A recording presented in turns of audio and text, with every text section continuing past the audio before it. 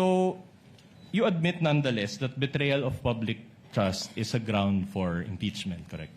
That is correct. I think it's in the Constitution. Alright. And are you saying that once you reach your findings, because we're all waiting for that, you will? Is it correct to say that you will file another impeachment case against VP Sara? Oh, thank you for that question. So that I Objection, can Your explain. Honor. That is speculative. I think the witness is competent enough, and in fact, thank the counsel for his question. I'm interested to hear what the witness will also answer. Thank you, Mr. Presiding Officer. The betrayal of public trust as the issue in the impeachment court, we don't need to investigate even if we pinpointed the person contracted. Because the point being is the betrayal of public trust was already been consummated when she publicly admitted, there is already an admission that she contracted a killer, a mamamatay tao or assassin, to kill the president. And that itself is already an admission. At sinabi pa niya, pumayag na yung kinausap kong mamamatay tao. That constitutes betrayal of public trust. Why?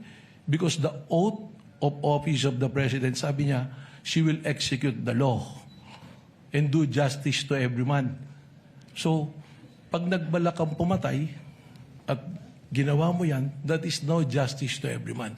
It's not execute the law. Execute the president yung gusto mong gawin dyan. Your Honor, with all due respect, Your Honor, I know that NBI Director took pains in explaining his answer, but his answer already contains conclusions of fact and law. And may we ask, Your Honor? May I respond, Your Honor? I'm not yet done. In keeping, Your Honor, with this court's ruling last week, may we ask, Your Honor, that it be stricken off the record, Your Honor? My answer was pretty simple.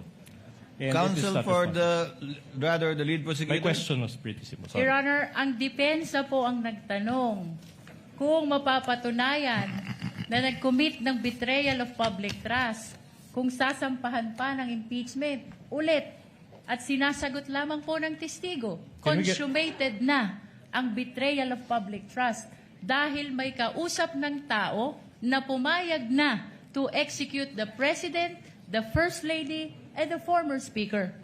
That's precisely the ground for our motion, Your Honor. Can we get the ruling, Your The Honor? motion to strike off is denied. Let the answer of the witness remain in the records. That was his answer, counsel. However, interpretative it may seem with respect to the law, since the witness was qualified yesterday as not only being the NBI director, but also engaged in the legal profession for decades and is in fact a former law dean. Let that remain in the records for the consideration of the senator judges. You may proceed, counsel.